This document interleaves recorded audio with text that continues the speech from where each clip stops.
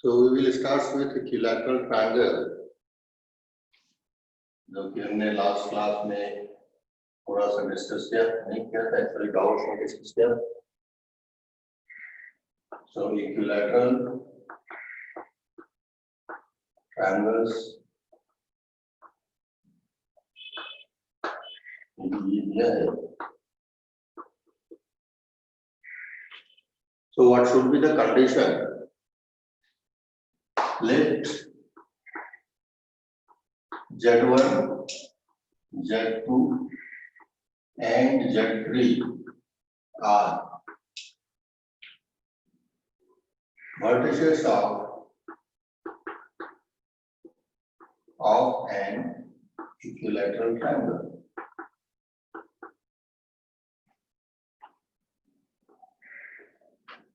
Equilateral triangle. Then prove that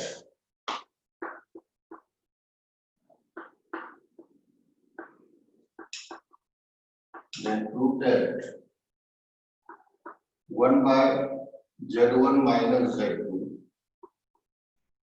plus 1 by Z2 minus Z3 plus 1 by Z3 minus Z1 equal to 0. Or Z1 square plus Z2 square plus Z3 square plus Z3 square is equal to Z1 Z2 plus Z2 Z3 plus Z3 Z1. तो first को simplify करने से second आ जाएगा, और Z1 minus Z2 whole square plus Z2 minus Z3 whole square plus Z3 minus Z1.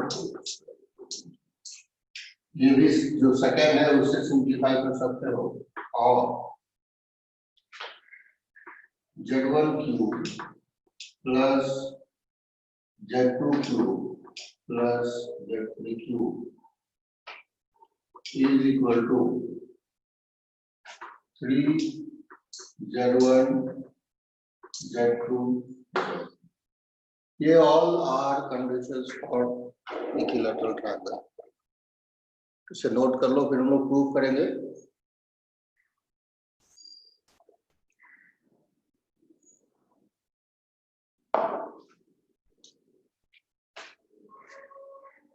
Note कर लिया है? I think जो डीबीपी था उसमें ये क्वेश्चन भी था तुम्हारे, याद है? ये क्वेश्चन था, तो ये सारे ऑप्शंस रहे होंगे उसमें. इसमें first second third if and only if है,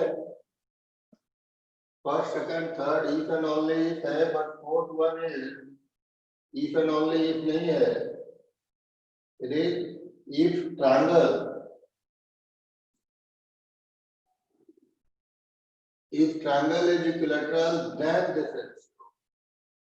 रिवर्स ट्रू नहीं होगा इसके लिए. So you can say this is the necessary condition, not sufficient condition.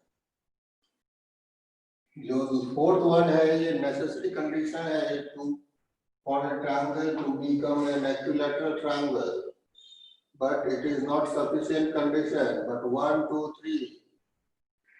These three were necessary as well as sufficient condition for an equilateral triangle.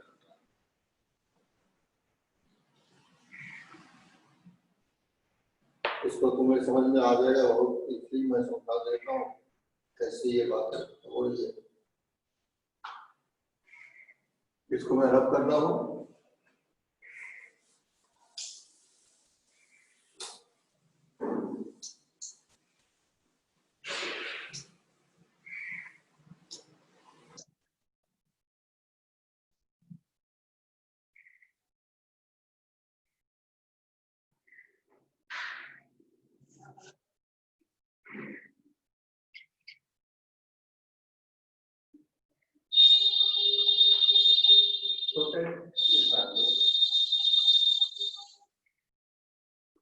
और इसे हमने Z1 ले लिया,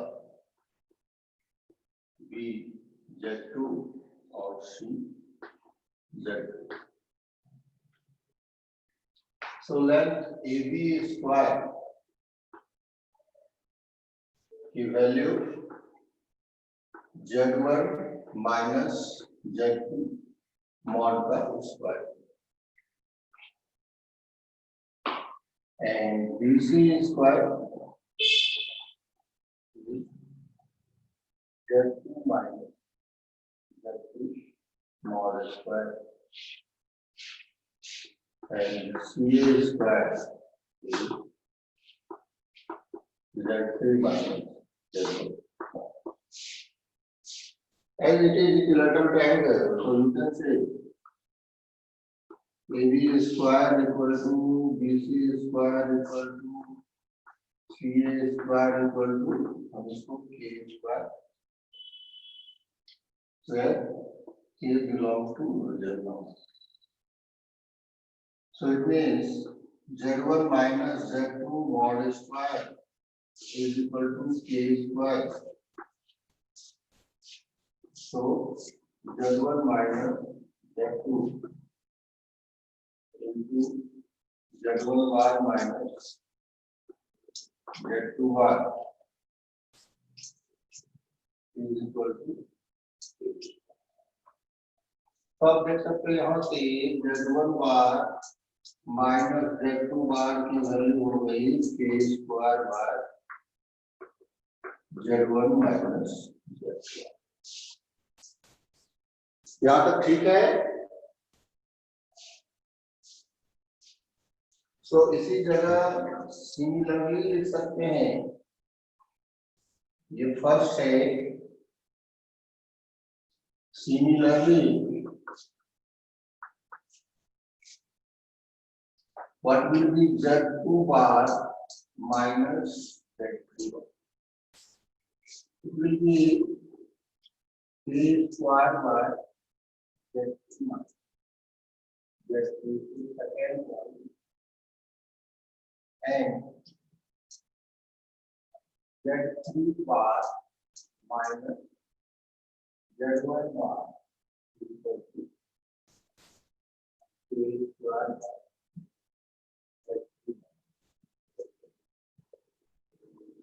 Now adding 1 to 2. Adding 1 and 3. Add करोगे तो left side तो 0 हो जाएगा. लेफ्ट साइड 0 होगा.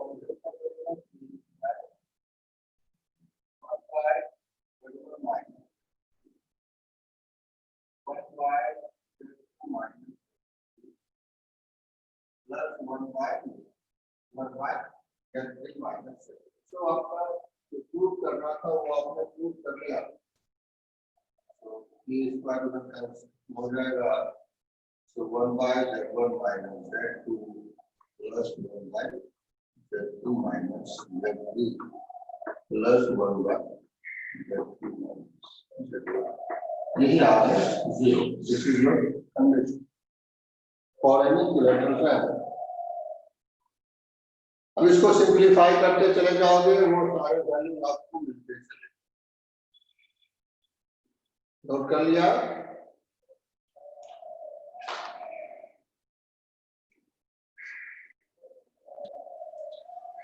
एक मिनट सर. ओके. अभी 2 लोग कोई ज्वाइन नहीं किए हैं. हाँ सर हो गया. नहीं सर रुकिए 1 मिनट.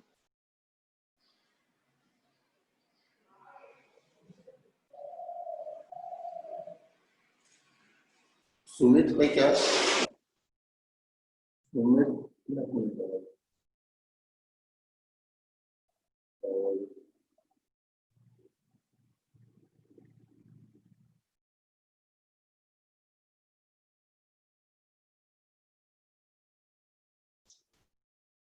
शुभम बिरादर नहीं है. सुमित एंड शुभम बिरादर.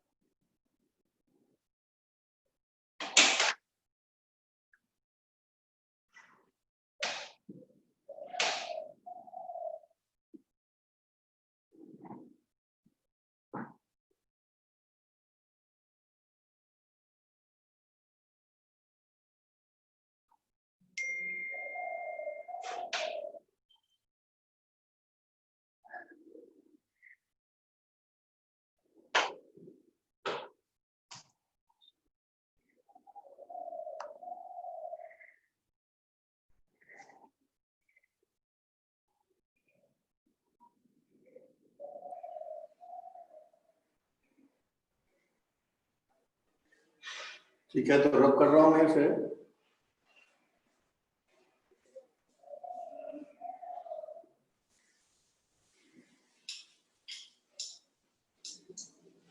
तो इसी को जब तुम सिंप्लीफाई करोगे, you will get z1 plus z2 square plus z3 square minus z1 z2 minus z2 z3 minus z3 z1 equal to 0 simplify करो और इसे मल्टीप्लाई बाय 2 कर लेना, मल्टीप्लाई बाय 2,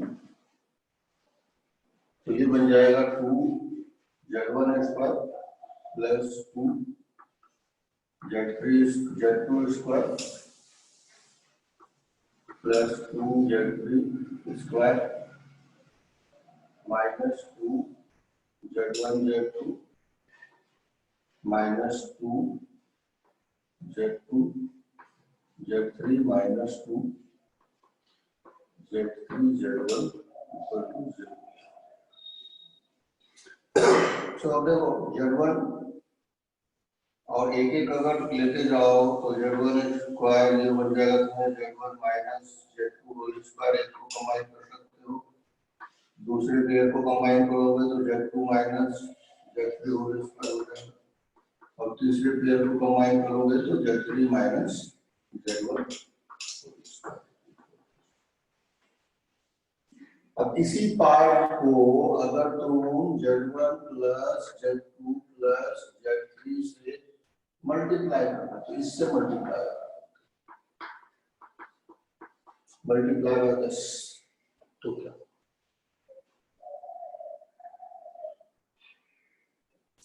यदि तुम इसे इससे मल्टीप्लाई कर देते हो तो यही पार्ट बन जाएगा z1 cube plus z2 cube plus z3 cube equal to 3 z1 z2, right. तो ये तीन कंडीशंस हो सकते हैं, लेकिन जब ये पार्ट होगा तो दो बातें हो सकती। देखो तीन चार कंडीशन मैंने बताया, लेकिन जैसे इसको जीरो करते हो तो दो बातें हो सकती है। First is either z1 plus z2 plus z3 zero, और सेकंड पार्ट, लेकिन अगर z1 plus z2 plus z3 zero होगा। सर यस सर आपकी स्क्रीन मुझे थोड़ी ब्लर दिख रही है। हाँ सर।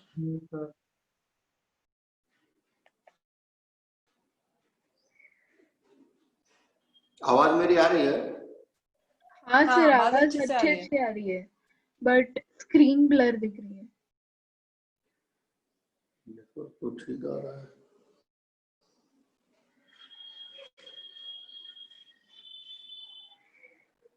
आवाज भी तो नहीं आ रही है, हेडफोन का तो कनेक्शन नहीं है लगता है। ओके, हेडफोन का भी कनेक्शन नहीं था, फिर आवाज कैसे?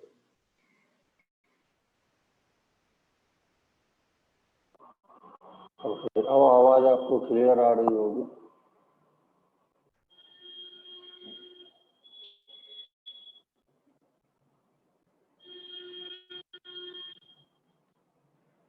अभी देखो स्क्रीन कैसे है, बेटर नहीं हुआ?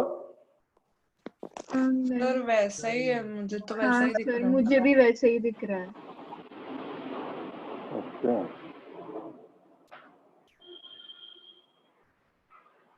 एक मिनट वेट करते हैं, देखते हैं क्या होगा।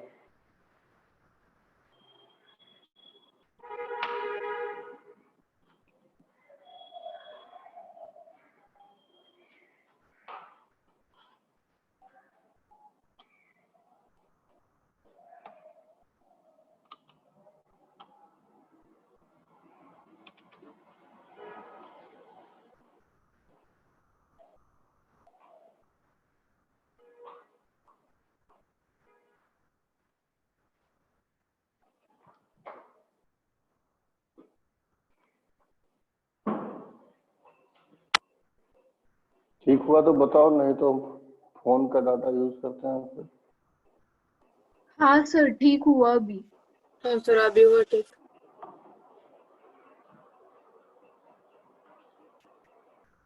तो अब देखो यहाँ नेसेसरी सफिशिएंट कंडीशन का मतलब क्या है।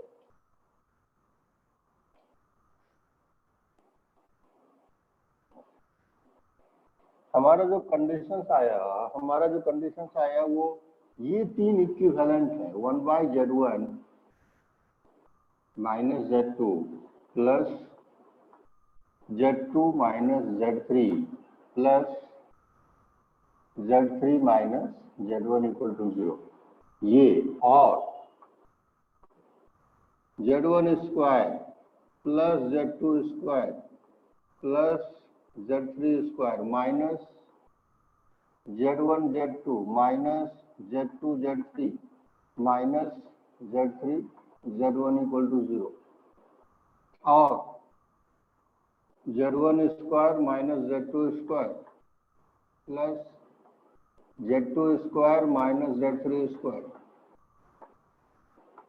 Plus Z3 square minus Z1 square equal to, ये तीनों एक ही हैं, इसमें कोई डिफरेंस नहीं है।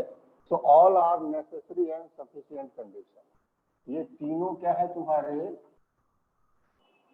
नेसेसरी एंड सफिशिएंट कंडीशन है for equilateral triangle.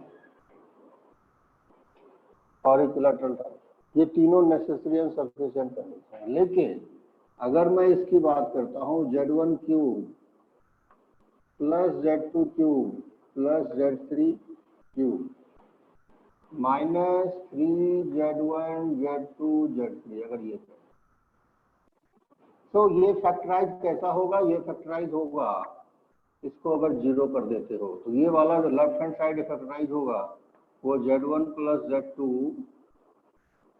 Plus Z3 से होगा into Z1 square plus Z2 square plus Z3 square minus Z1 Z2 minus Z2 Z3 minus Z3 Z1 equal to 0। देखो अगर इक्विलैटरल ट्रायंगल है तब तो ये true है, लेकिन अगर ये गिवन है तो इक्विलैटरल ट्रायंगल होगा, कोई जोड़ी नहीं है। It is not sufficient condition. Why? अगर ये 0 दिया है, this part is 0, if this is given it means this part is given, तो ये 0 है तो either this can be 0, first part 0 हो सकता है, ठीक है, और सेकंड पार्ट 0 हो सकता है। तो अगर फर्स्ट पार्ट 0 होगा तो कोई जरूरी नहीं है कि इक्विलैटरल ट्रायंगल बनेगा, फर्स्ट पार्ट अगर 0 है। हाँ, सेकंड पार्ट 0 है तो इक्विलैटरल ट्रायंगल निश्चित रूप से बनेगा। तो इसलिए अगर तुम्हें ये कंडीशंस दिया हुआ है पहला वाला, तो तुम नहीं कह सकते कि इक्विलैटरल ट्रायंगल है। माइट बी पॉसिबल कि ये फर्स्ट पार्ट 0 हो, but if it is given that it is an equilateral triangle, तब ये कंडीशन सेटिस्फाई करेगा। बात समझ में आया क्या कह रहा हूं मैं? If it is an equilateral triangle, then this condition will satisfy, ये करेक्ट होगा।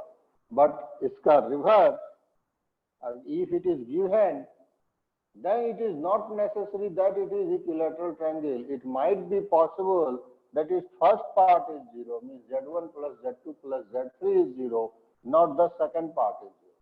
सेकंड पार्ट के 0 होने से इक्विलैटरल ट्रायंगल होगा, ना कि फर्स्ट पार्ट के 0 होने से। क्या ये समझ में आया सबको?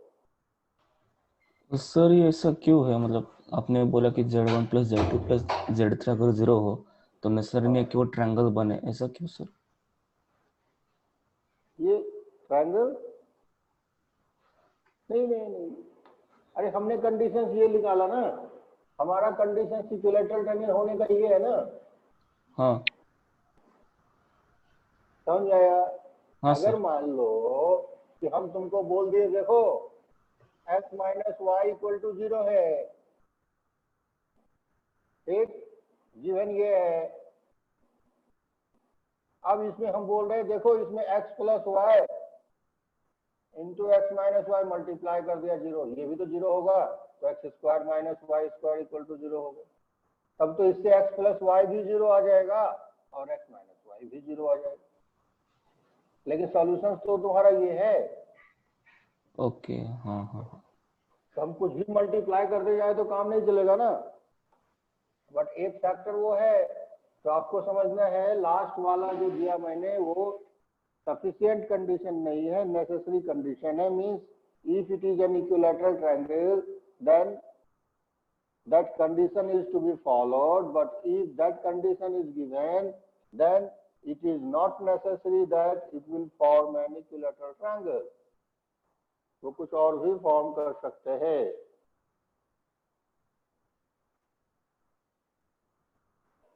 ठीक है, समझ में आया सबको?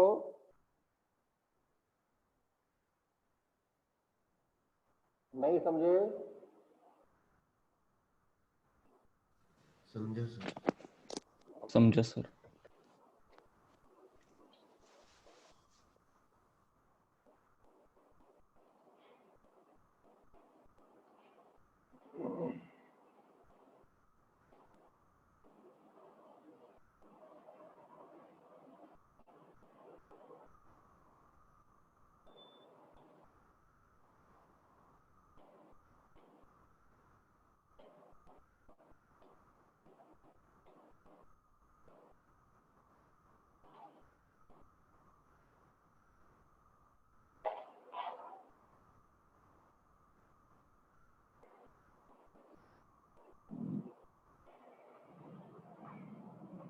जैसे कि एग्जांपल लेते हैं, Z1 equal to 1 plus omega, Z2 is 1 plus omega square and Z3 is 2, Z3 is 2। अब तुम्हें चेक करना है कि ये vertices of an equilateral triangle है या नहीं। Check, is it vertices of an equilateral triangle, vertices of an equilateral triangle ये है कि नहीं, ये आपको चेक करना है।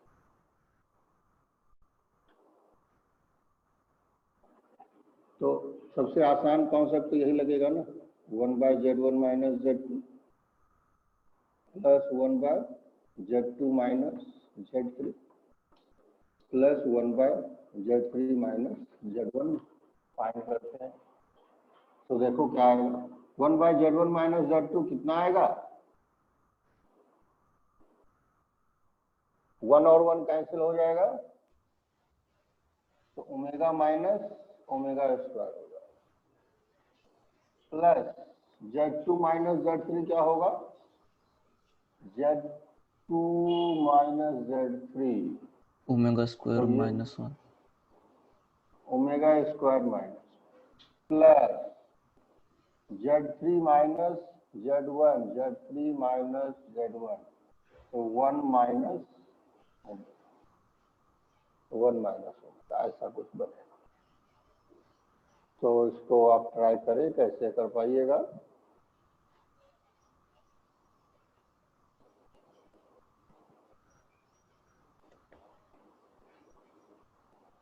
तो यहाँ पर इसमें ओमेगा कॉमन लेते हो तो ये 1 माइनस ओमेगा हो जाएगा।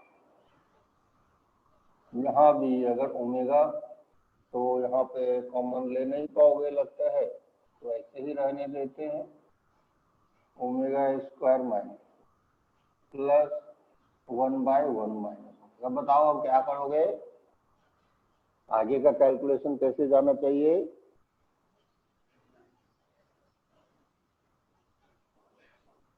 कोई बता सकते हो?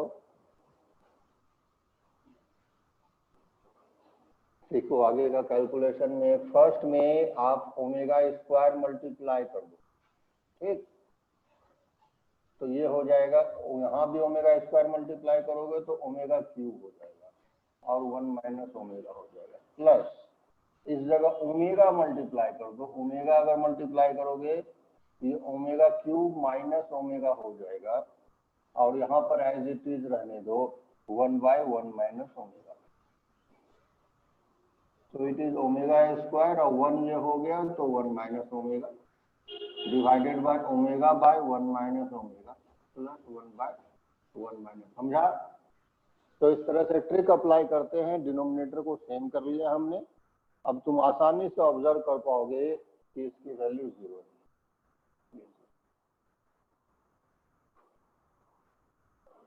क्या क्लियर है सबको? हाँ सर। ओके। हाँ सर।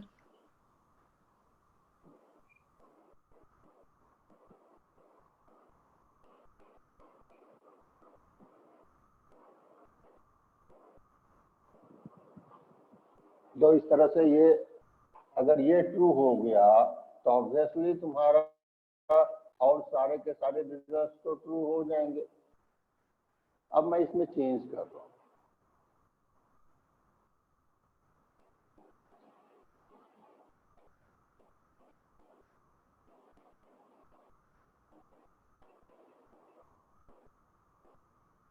क्या चेंज कर रहे हैं कि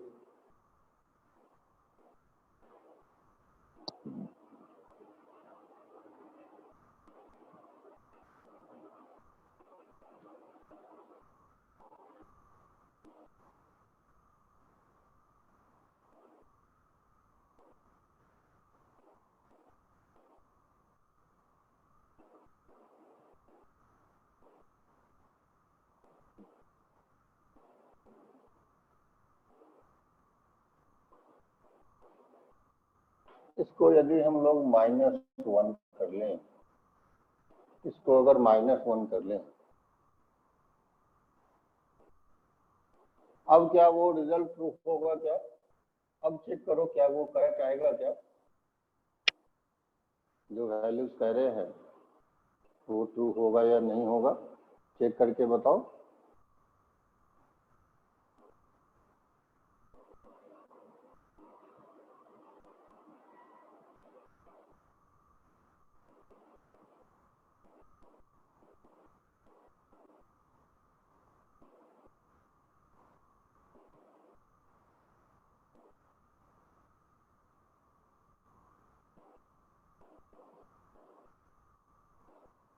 या फिर उसमें से जो भी रिजल्ट तुम्हें इजी पड़े उसको तुम प्रूव कर सकते हो।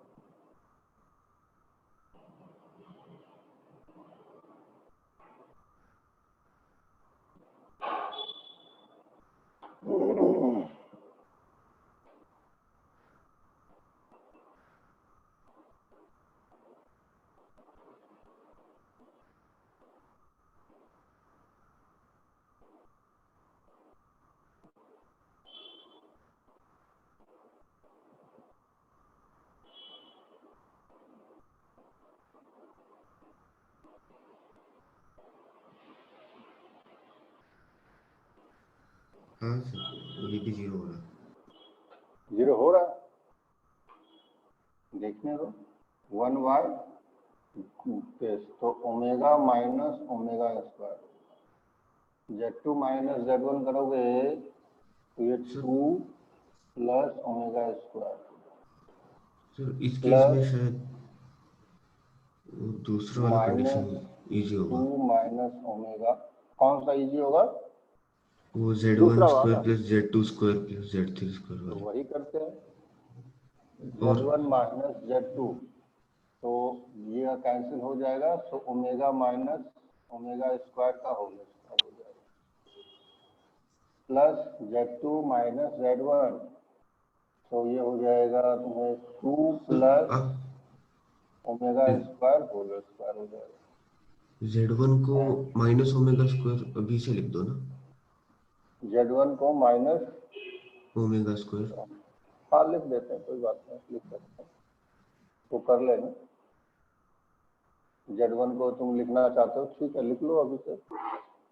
Z1 जो है माइनस ओमेगा स्क्वायर हो गया, तो Z2 हो गया माइनस ओमेगा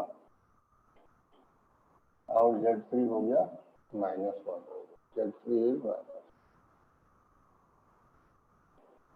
तो फिर तो ऑब्वियसली हो जाएगा अगर ऐसा है तो।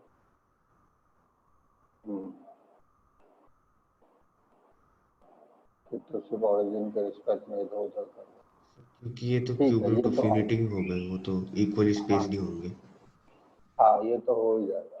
सही है, तो ये इसमें आंसर है, करेक्ट।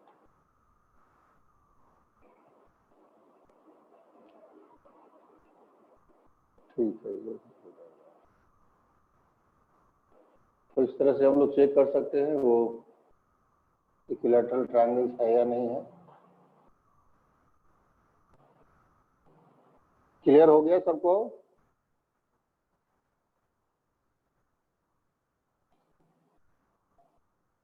एक और क्वेश्चन आता है, सिंपल ज्योमेट्री से आप कर सकते हो। If Z1, Z2, Z3 are vertices of an equilateral triangle,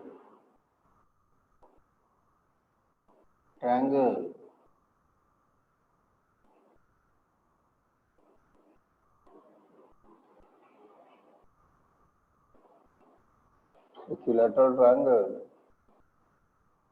and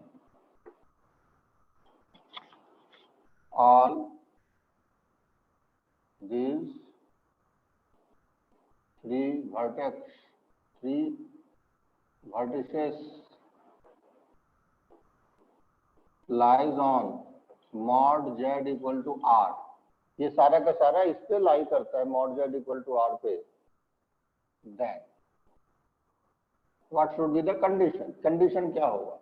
देखो, अगर जैसे ही mod Z equal to R पे लाई करेगा तो ये एक सर्किल बन गया, और जो भी Z1 Z2 है, मान लो Z1 यहाँ करेगा, Z2 यहाँ करेगा और Z3 यहाँ करेगा, कैसे भी। तो इस ट्रायंगल का क्वेश्चन में ही बता दिया, इस ट्रायंगल का सरकम सेंटर हो गया और राइट ना, क्योंकि mod Z equal to R है। तो जो भी 3 वर्टेक्स हुए वो कहाँ लाई करेंगे? सर्किल पे लाई करेंगे, और सर्किल का सरकम सेंटर ऑरिजिन हो गया।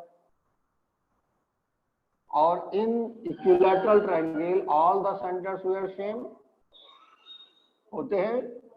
इन इक्विलैटरल ट्रायंगल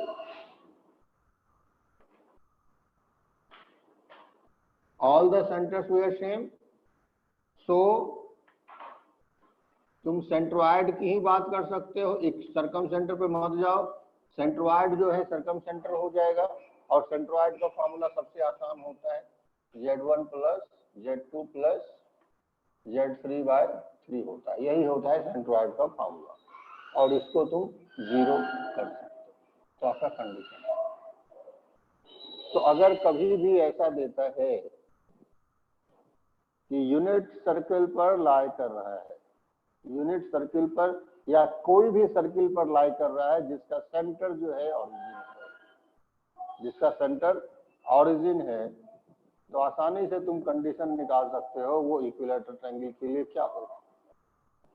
इसकी जगह अगर तुम्हें ऐसा कुछ दे देता, Z-2 mod equal to R दे देता, फिर से सेंट्रोइड से ही जाते और लिखते Z1 plus Z2 plus Z3/3 equal to,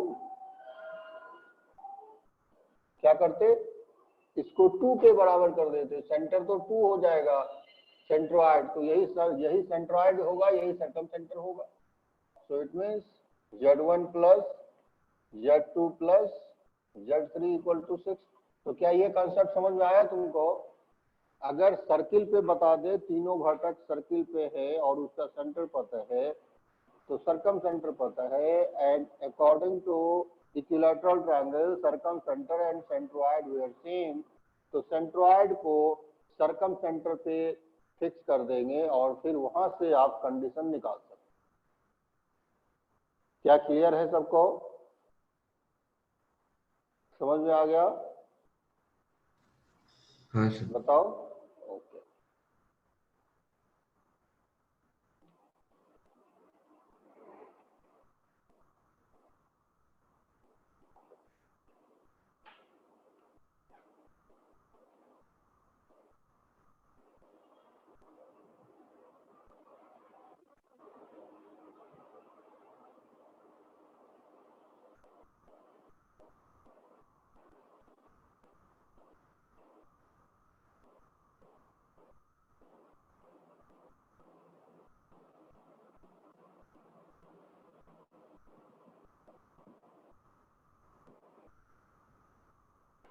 सो अब देखो, इस कॉन्सेप्ट को देखकर तुम प्रीवियस क्वेश्चंस पे भी जो है आसानी से सॉल्व कर सकते हो, थिंक कर सकते हो। लाइक हमने Z1 क्या दिया था, 1 प्लस ओमेगा दिया था, Z2 दिया था 1 प्लस ओमेगा स्क्वायर दिया, और Z3 दे दिया था 2, राइट, यही दिया था ना। तो आप यहाँ से देख सकते हो ये तीनों वर्टेक्स जो है Z minus 1 mod equal to 1 पे लाई कर रहे हैं कि नहीं कर रहे हैं? देखो कर रहे हैं। मीन्स ये तीनों जो वर्टेक्स हैं वो एक सर्किल पे लाई कर रहे हैं जिसका सेंटर की 1 है और रेडियस भी 1 है। करेक्ट, चेक कर सकते हैं हम लोग। बात समझ में आया? तो अब Z1, Z2, Z3 कहीं भी हो, Z1, Z2, Z3 कहीं भी हो,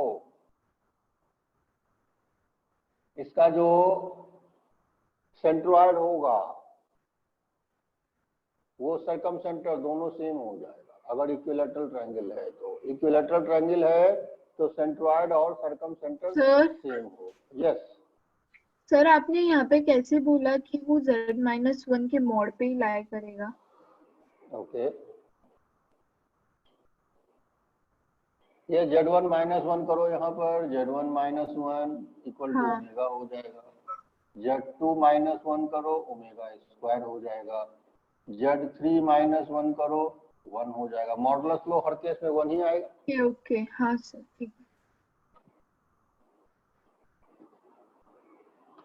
तो यहाँ भी देखोगे आपका एक नया कंडीशन बन जाएगा easily, that Z1 plus Z2 plus Z3 divided by 3, ये किसके बराबर होना चाहिए? सेंट्रॉइड किसके बराबर होना चाहिए? सरकम सेंटर, और सरकम सेंटर 1 है।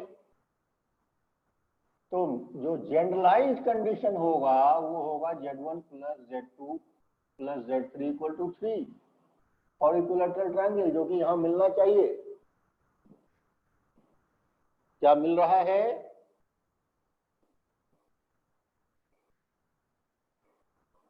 बताओ क्या है ऐसा? सर हम्म, ये जो आपने लिखा है Z1 minus Z2 plus Z3, sorry Z1 plus Z2 plus Z3 upon 3 equals to 1, तो वो इसलिए ना कि वो mod of Z1 minus mod of Z minus 1 equals to R, फिर उससे वो आया क्या ये? इस पे मॉड करो ना, इस पे मॉड करोगे तो कितना आएगा? ओमेगा पे भी मॉड होगा। ओमेगा का मॉड क्या होता है?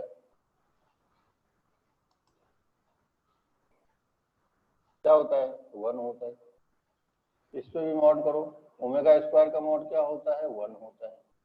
मॉड करो, 1 का मॉड क्या होता है? 1 होता है। तो ओमेगा का मॉड, ये तो क्यूब रूट ऑफ यूनिटी है ना, तो मॉड तो हाँ 1 ही होना है क्यूब रूट ऑफ यूनिटी में। यही पूछ रहे थे तुम या कुछ और पूछ रहे थे? नहीं सर, यही पूछ रहा था। हाँ, ठीक ये है सब सर। बहुत छोटा छोटा डाउट है, इसको देखो एक बार, कोई बुक भी पढ़ो। ओमेगा मैंने बताया ही वो क्यूब रूट ऑफ यूनिटी है, यूनिट सर्किल पे लाई करता है, तो ऑरिजिन से डिस्टेंस 1 ही होना है। अब यदि हम लोग ज्योमेट्री पे जा रहे हैं और इस तरीके से अगर जाएं कि ओमेगा की value sir -1 plus √3 iota by 2 है और फिर ओमेगा का मॉड निकाले, फिर तो बड़ी दिक्कत की बात है। और फिर हम लोग निकाले √3/2 होल स्क्वायर, तो हम लोग इतना पीछे नहीं जा सकते। ए स्क्वायर प्लस बी स्क्वायर करे। डायरेक्टली ज्योमेट्रिकली देखना है कि उसका ओरिजिन से डिस्टेंस कितना है ओमेगा का। 1 का ओरिजिन से डिस्टेंस क्या है, ओमेगा स्क्वायर का ओरिजिन से डिस्टेंस क्या है, हम लोग को ऐसे देखना पड़ेगा सो दैट जो पिक्चर है आपके माइंड में बिल्कुल छप जाए क्या है, क्या हो रहा है।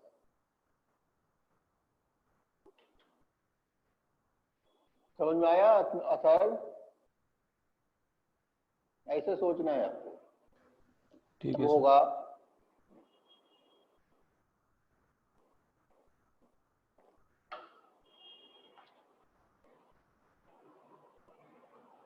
तो इसको मैं रब करता हूं। इस तरीके से आप ऐसे क्वेश्चंस में आगे बढ़ सकते हो।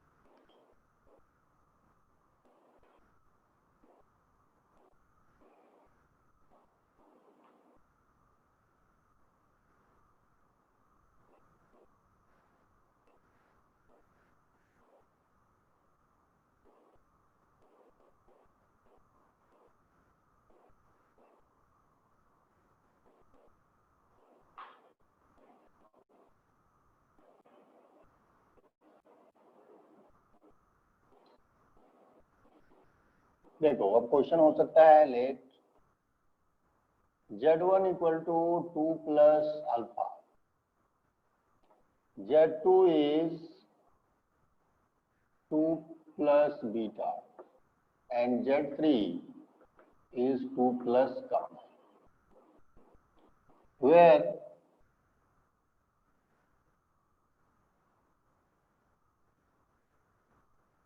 alpha, beta, gamma satisfy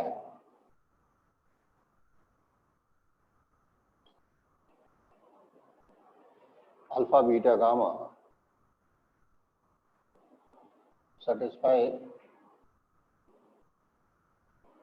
modulus of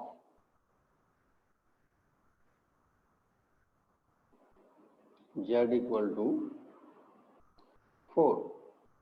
alpha beta gamma जो है modulus of Z equal to 4 को सेटिस्फाई करता है। Find the relation between alpha, beta and gamma so that Z1, Z2 and Z3 are vertices of a triangle, vertices of a triangle। तो ये vertices of a triangle यदि हो, ये तुम्हें proof करना। कंडीशंस क्या होंगे? सो फिर से आप देख पाओगे यहाँ पर ये जो 3 है Z1, Z2, Z3, ये Z minus 2 mod equal to 4 पे लाई करेगा। Clearly you can observe that Z1, Z2 and Z3 lies on above circle. क्या सही समझ में आ रहा है ये बात? क्या एबव सर्किल पे लाई करेगा?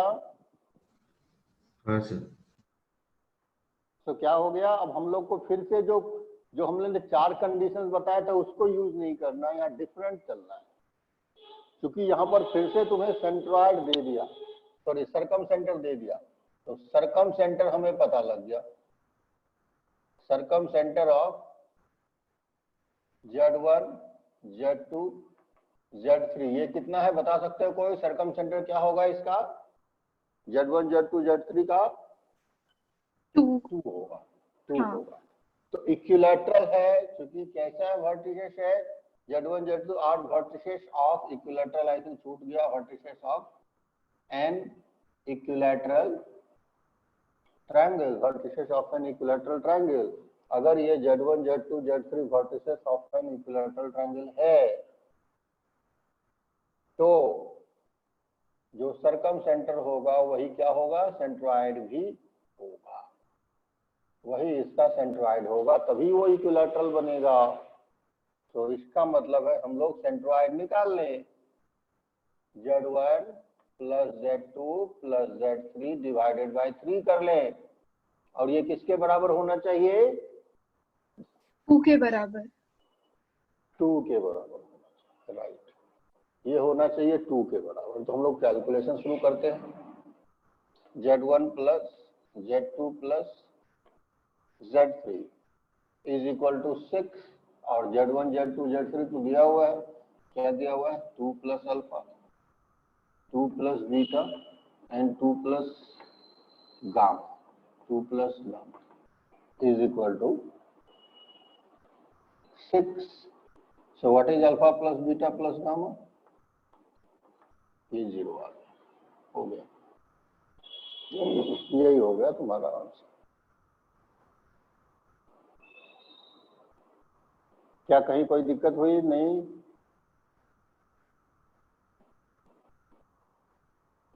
This is the condition. तो ये था इक्विलैटरल ट्रायंगल पे डिस्कशन।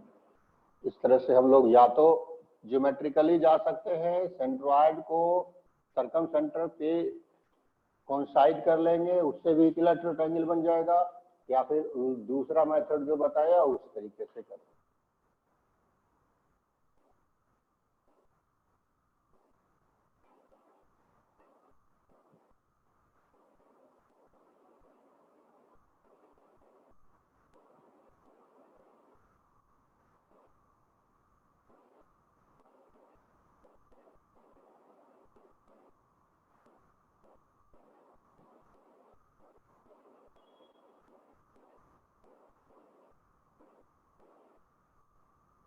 आगे बढ़े हम लोग, जल्दी जल्दी नोट कर लो।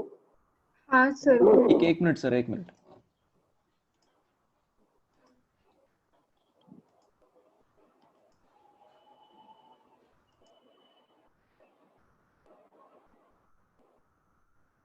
सुमित आज लो लेट ज्वाइन किया है सुमित। आज से थोड़ा लेट उठा। टाइम को फिक्स करो, ऐसे नहीं करो। सर नहीं, आज ही हुआ है, और जैसे उठा वाईफाई अभी भी बंद था, इसलिए उसमें थोड़ा टाइम चला गया।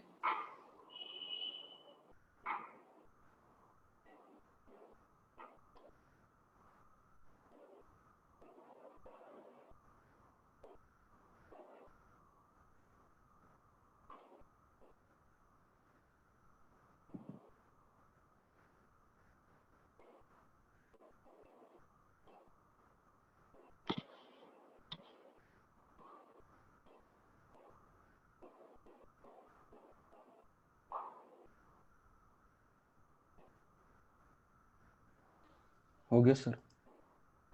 ओके,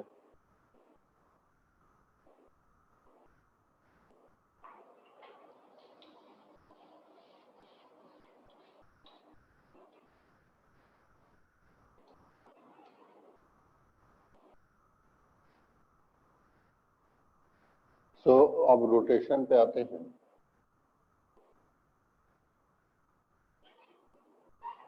रोटेशन पे फिर से लास्ट टाइम हमने क्या देखा था, rotation of a complex number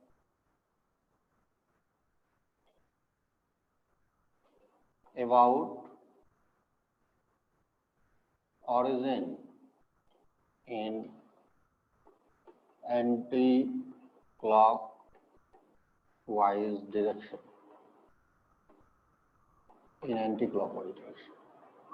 means अगर यहाँ पे कोई कॉम्प्लेक्स नंबर है Z1 और अभी यहाँ पर Z2 हो जाता है, इस तरह से आपने इसको रोटेट कर दिया by an angle theta anticlockwise. So हमने क्या बोला, Z2 बाय Z1 क्या होगा, e to the power i theta हो जाएगा, e to the power i theta. Means यहाँ पर Z final position divided by Z initial position, ये होता है formula, Z final by Z initial. यदि क्लॉकवाइज करोगे तो माइनस थीटा हो जाएगा, तो वो तुम खुद से समझ सकते हो। दूसरा पार्ट, यदि हम लोग ऑरिजिन के अबाउट नहीं रोटेट करें, किसी और पॉइंट Z0 के अबाउट अगर रोटेशन हो, Z0 कोई पॉइंट है जिसके अबाउट हम रोटेट कर रहे हैं, ये Z2 है, ये थीटा हो गया, और यहां पर रोटेशन अबाउट Z0 है।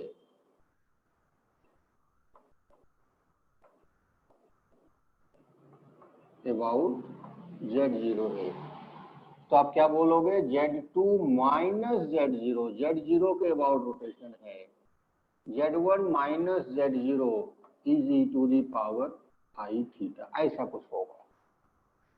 Z2 माइनस, यहाँ पर भी आप इससे कंपेयर कर सकते हो, इस जगह हम लिख सकते थे Z2 minus 0 by Z1 minus 0 is e to the power i theta, ऐसा आप लिख सकते थे।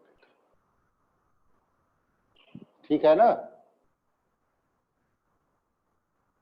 बात समझ में आई?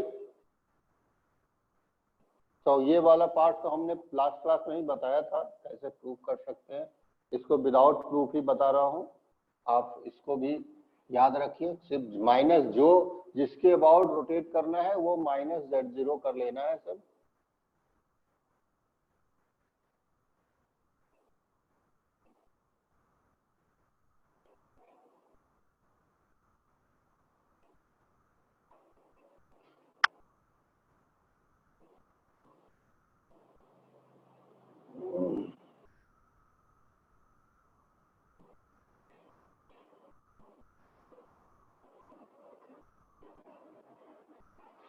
आगे बढ़े।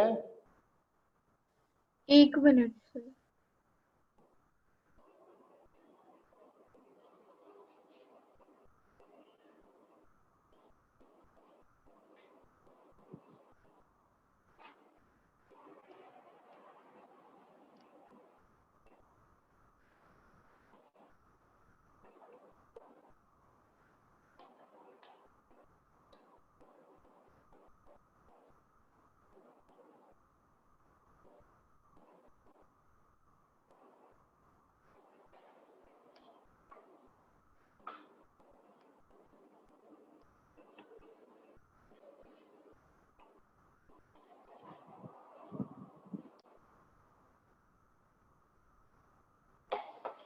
नोट कर लिया?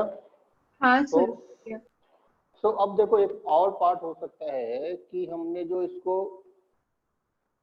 रोटेट किया, रोटेट करने के बाद कुछ टाइम जो है इसको एक्सटेंड भी कर दे, मीन्स इलोंगेट कर। इलोंगेट करने के बाद मान लो ये पॉइंट तुम्हारा Z2 डैश आ, रोटेशन किया और उसके लेंथ को बढ़ा दिया या घटा दिया, तो अब Z2 कैसे निकालोगे? तो इस केस में Z2 बाय Z1 को तुम लिख सकते हो K into e to the power i theta, where K क्या है, K इज द, जहां पर जो K होगा, K की वैल्यू है mod Z2 dash divided by mod Z1, यानी कितना टाइम्स तुमने उसे इनलार्ज किया, एक्सटेंड किया। इस केस में तो दोनों लेंथ सेम थे तो कैंसिल आउट हो गए थे, यहाँ पर उसका रेशियो ये आ जाएगा, ये किया। सेम प्रोसेस यहां भी कर सकते हैं,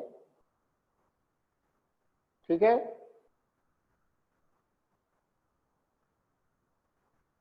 ये बात समझ में आई?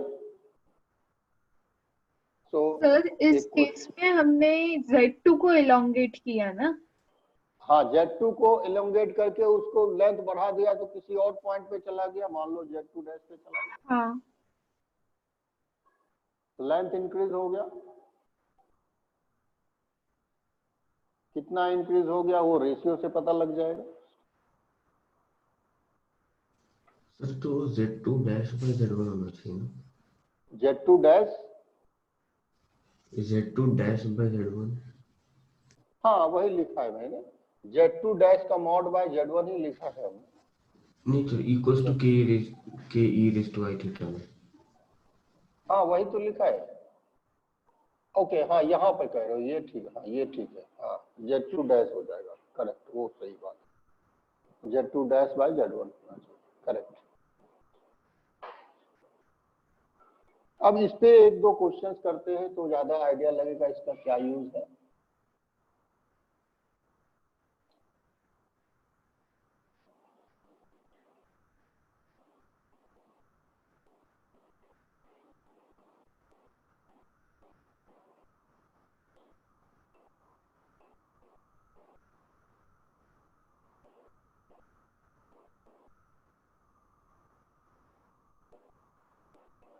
Let ABC be a triangle, where B is 1,2। क्या B को हम लोग अभी 0 ही मान लें? B जो है 0,0 है, एंड C जो है तुम्हारा 3,0 है।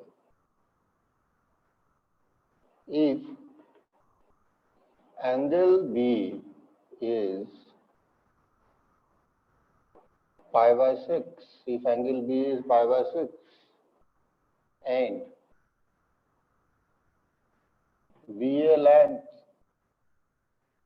is 5 and BA length is 5, find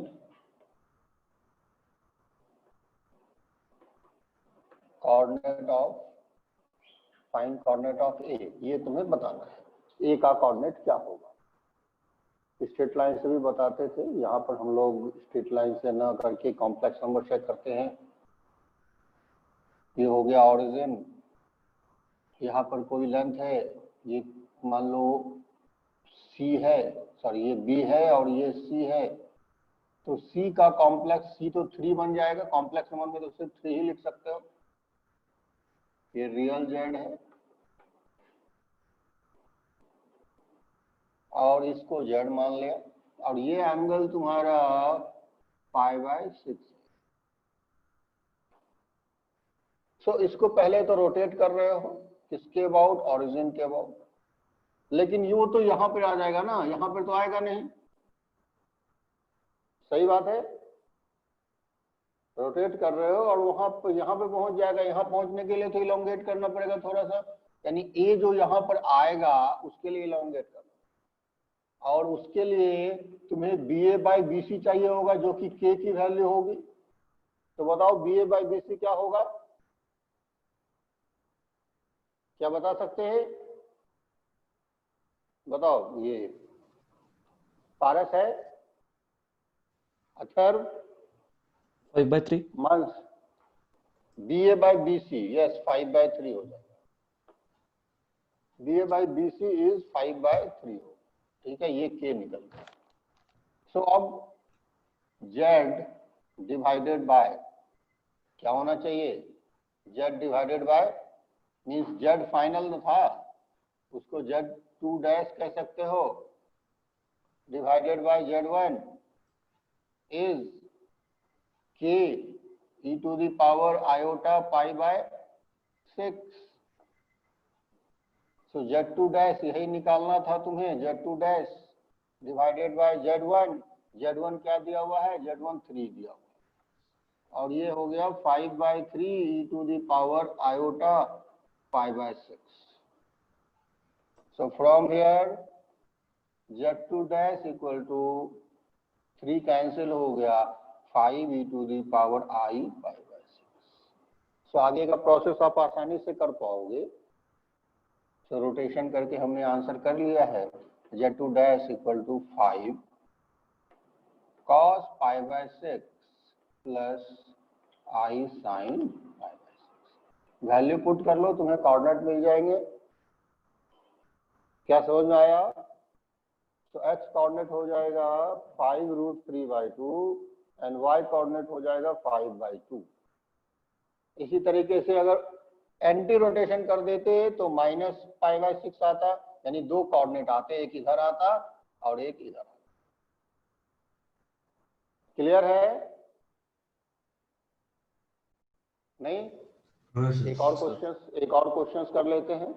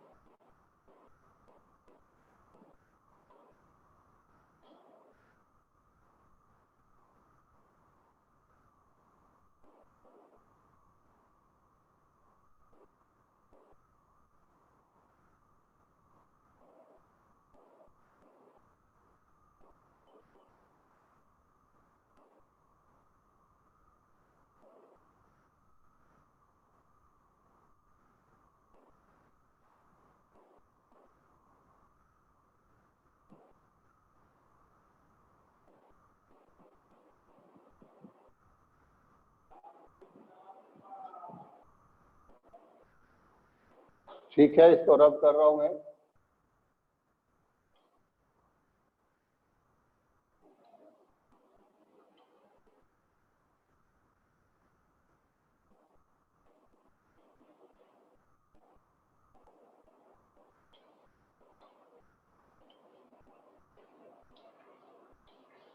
अब मैं डायरेक्ट डायग्राम बनाता हूं, आप देखो उसको कर पाते हो कि नहीं। ए बी सी ये दोनों इक्वल हैं, ठीक है। बी का कोऑर्डिनेट तुम्हें 1,2 दिया है और सी का कोऑर्डिनेट 3,4 दिया है। 3,4 दोनों इक्वल है। ये एंगल π/4 दे दिया, ये एंगल π/4 दे दिया। तो तुम्हें ए का कोऑर्डिनेट बताना है। तो अब जो रोटेशन इसके अबाउट होगा तो इसको हम लोग Z0 मान लेते हैं, 1 + 2 आयोटा होगा। और इसको हम लोग Z1 मान लेते हैं, 3 + 4 आयोटा।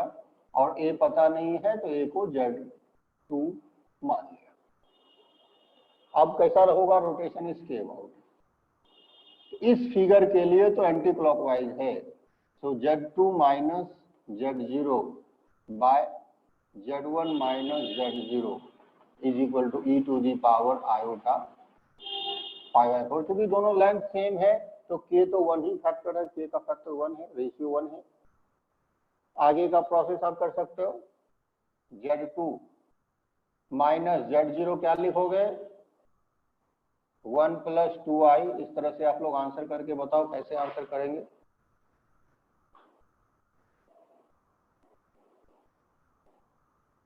आंसर करो।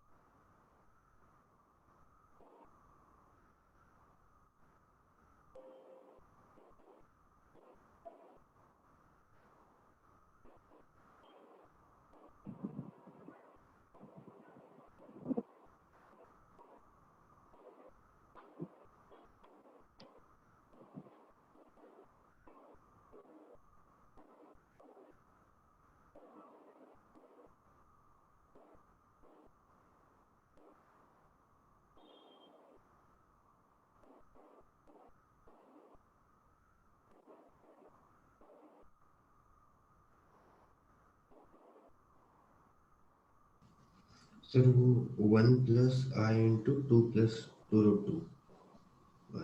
Okay, you got the answer. देखो तुम लोग भी मैच करो आंसर।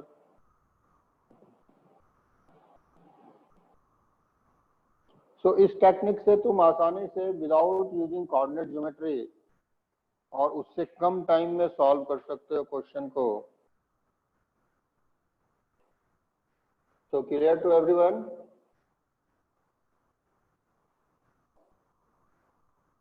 लाइक कुछ क्वेश्चंस हुआ करते थे स्क्वायर वाले, तुम्हें बताया ना 90 के केस में तो आई मल्टीप्लाई सिर्फ हो जाता है, काफी होता है। अगर 90 है तो सिर्फ आई मल्टीप्लाई कर लोगे तो भी हो जाएगा। तो स्क्वायर में अगर तुम्हें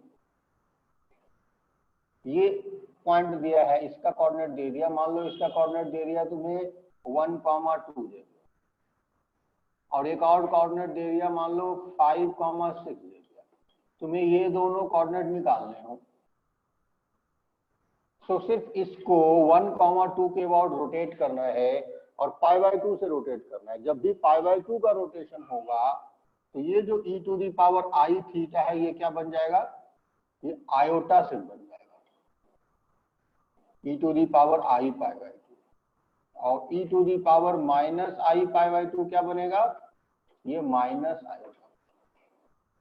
तो इस तरह से तुम दोनों कोऑर्डिनेट्स बहुत इजीली फाइंड आउट कर पाओगे। सर हाँ सर, ये वापस एक्सप्लेन करोगे क्या आप?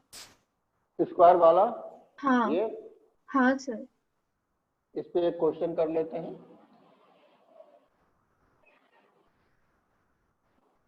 Suppose that intersection of diagonals of A square is given, intersection of diagonal of a square is given, and this is 1,2 and one of the vertex is 3,5. 3,5. You have to find out other vertex. क्योंकि squares में ये length और ये length तो same ही होते, यहाँ पर 90 का एंगल बन रहा है, इसको नहीं जानते, इसको Z2 मान लो। हाँ सर, फिर रोटेशन से उसको सॉल्व कर लेंगे। Z0 इसको Z1 मान लो, और यहाँ पर इंपॉर्टेंट क्या है कि Z2 minus Z0 by Z1 minus Z0 को आयोटा लिख सकते हो डायरेक्टली, क्योंकि यहाँ 90 का रोटेशन है, e to the power i π/2 देखना आयोटा होगा। कैसे, ये cos π/2 plus I sin π/2, and what is cos π/2? It is 0. I into 1, so it becomes iota. इसलिए हम लोग ऐसा लिख लेते हैं। अब इस पॉइंट को अगर तुमने Z3 मान लिया, तो अब Z3 minus Z0 divided by Z1 minus Z0 क्या बोलोगे, ये माइनस आयोटा बोलोगे, कि इधर एंटी क्लॉकवाइज है तो इधर माइनस π/2 बनेगा। सो आई थिंक क्लियर है? हाँ sir, clear. Okay,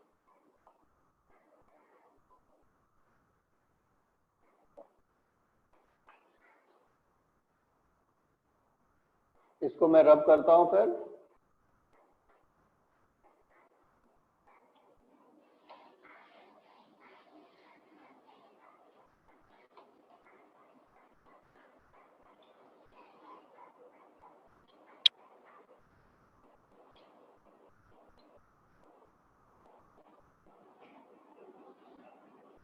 Now, if you rotate a complex number by 120 degree, if you rotate a complex number by 120 degree, मान लो ये Z1 है, ये Z0 है, ये Z1 है, ये Z2 है, तो 120 डिग्री से रोटेशन का मतलब क्या होगा, Z2 minus Z0 by Z1 minus Z0 is equal to e to the power I 2π/3। Correct है? सही बोलो सुमेश। तो ये वैल्यू ही ओमेगा होता है। e to the power i 2π/3 omega होता है, तो इस जगह पर Z2 minus Z0 by Z1 minus Z0 equal to omega. अगर -2π/3 का रोटेशन करना है तो माइनस ओमेगा कर सकते हो, सॉरी हाँ माइनस ओमेगा कर सकते हो या ओमेगा स्क्वायर भी कर सकते हो, कोई प्रॉब्लम नहीं है। सो whenever you multiply a complex number by I, the complex number rotated by an angle of π/2, but if you multiply by omega, so देखो अगर कोई z यहाँ पर है, ऑरिजिन के अबाउट की बात करें, अगर z यहाँ z1 यहाँ है, z1 यहाँ है, तो ओमेगा z1 कहाँ होगा? Where omega z1? ये जो है 120 डिग्री से रोटेट हो जाए। सपोज करो 120 डिग्री के रोटेशन के बाद ये तुमको इधर आ गया, and this angle will be 120 degree, यानी इसको तुम Z1 ओमेगा कहते हो, Z1 omega. So if you multiply, आप लिख सकते हो if you multiply a complex number by omega, then that complex number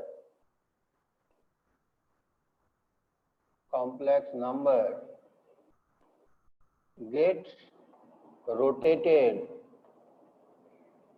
by an angle of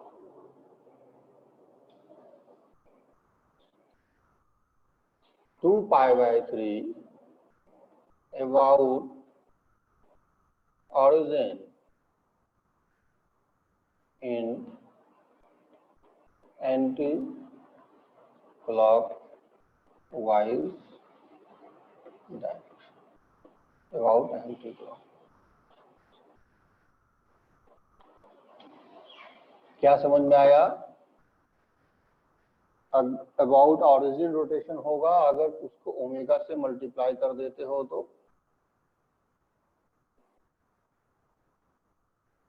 सो अगर z तुम्हारा 1 प्लस आयोटा है, सो ओमेगा z कैसा होगा?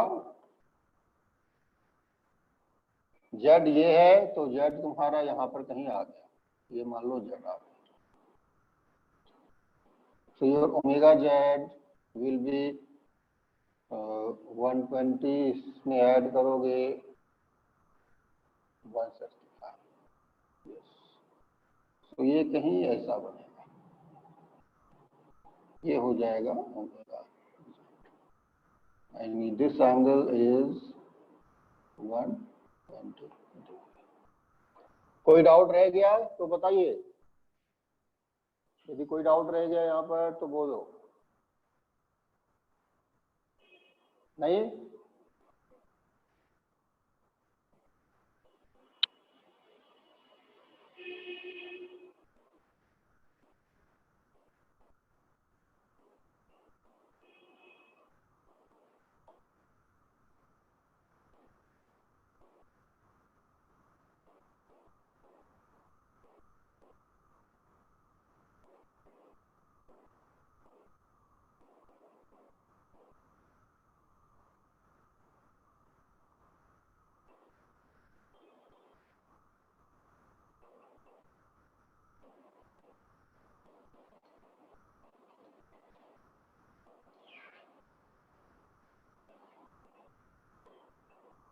If Z1, Z2 and origin be vertices of an equilateral triangle, then यदि ये vertices of an equilateral triangle है, then first Z1 square plus Z2 square minus Z1 Z2 equal to 0. Second, Z1 by Z2 plus Z2 by Z1 is equal to 1. Third, Z2 by Z1 is equal to e to the power I pi by 3. Fourth, Z2 by Z1 is e to the power minus I pi by 3.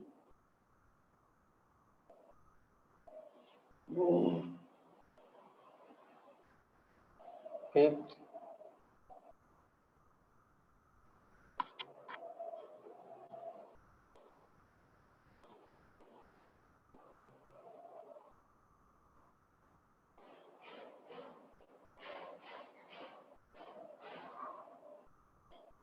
Z1 cube plus Z2 cube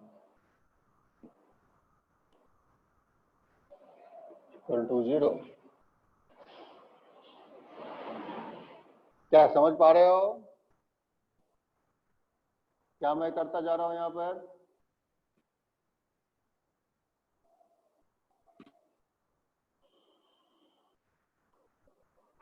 ये सारे results true हैं. All results are true.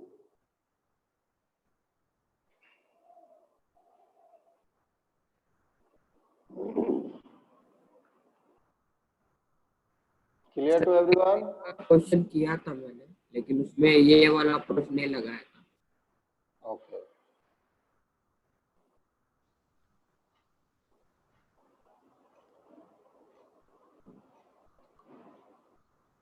तो आप इसको समझ चुके हो. हम लोग आगे बढ़ते हैं और भी कुछ ऐसे क्वेश्चंस को देखते हैं.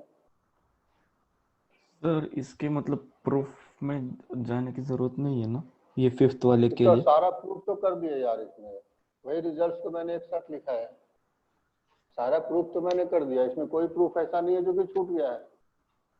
पहला वाला दूसरा वाला सेम ही है. ये दोनों अभी जस्ट किया. फिफ्थ वाला कौन सा? Z1 cube plus Z2 cube equals to 0. Z1 cube plus Z2 cube plus Z3 cube equal to 3Z1 Z2 Z3 होता है ना. हाँ Z3 इसमें 0 दिया हुआ है. ओके. सारा प्रूफ किया. और किसी को डाउट है कहीं पे कन्वर्शन में तो पूछ लो. थोड़ा सा सोचना. फिर यदि दिक्कत है नहीं पूछ पा रहे हो तो थोड़ा सा सोचिए, हो जाएगा. नाउ नेक्स्ट एक और क्वेश्चन ऐसा हम लोग ले लें.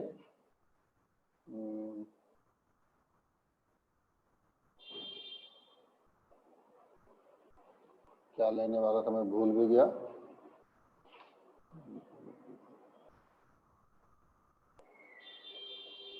Yes, one of the best example combining equilateral triangle and another geometry is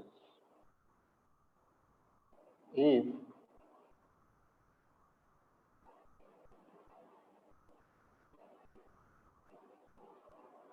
Z1, Z2, Z3 satisfying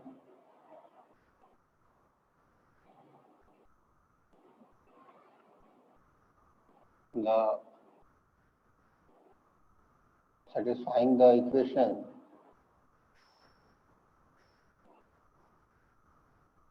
argument of Z minus 3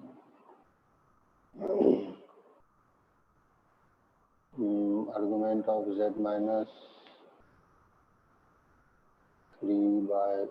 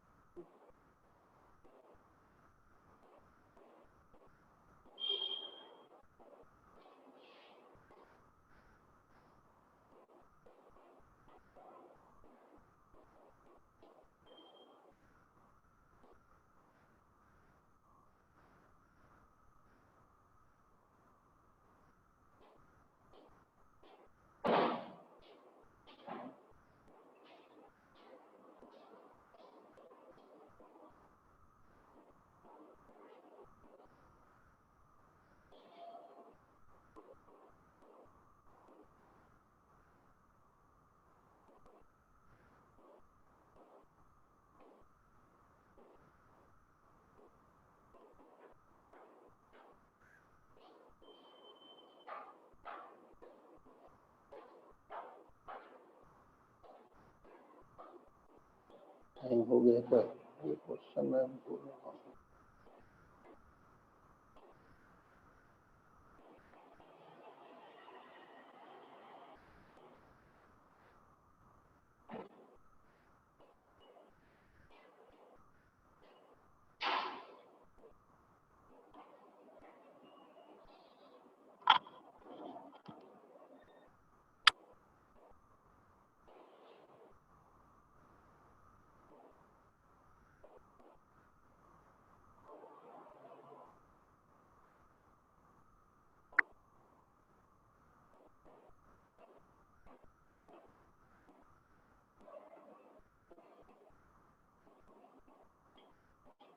Argument of z minus z1 by argument of z minus z2 is equal to 5 by 6.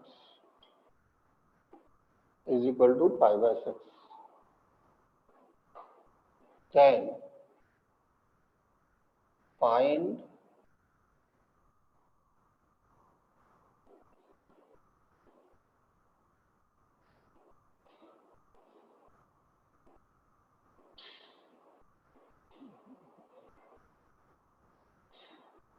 चलो इसको छोड़ देता हूँ, तुम लोग की class दूसरी class से शुरू हो जाएगी जल्दी। ये क्वेश्चन मेरे माइंड से जो पैटर्न है वो भूल रहा हूँ। नेक्स्ट स्टार्ट करेंगे। थोड़ा लेट हो सकता है तुम लोगों को, मैंने लेट छोड़ा है तो 5 मिनट लेट भी ज्वाइन कर सकते हो। एंड करूँ क्लास को फिर?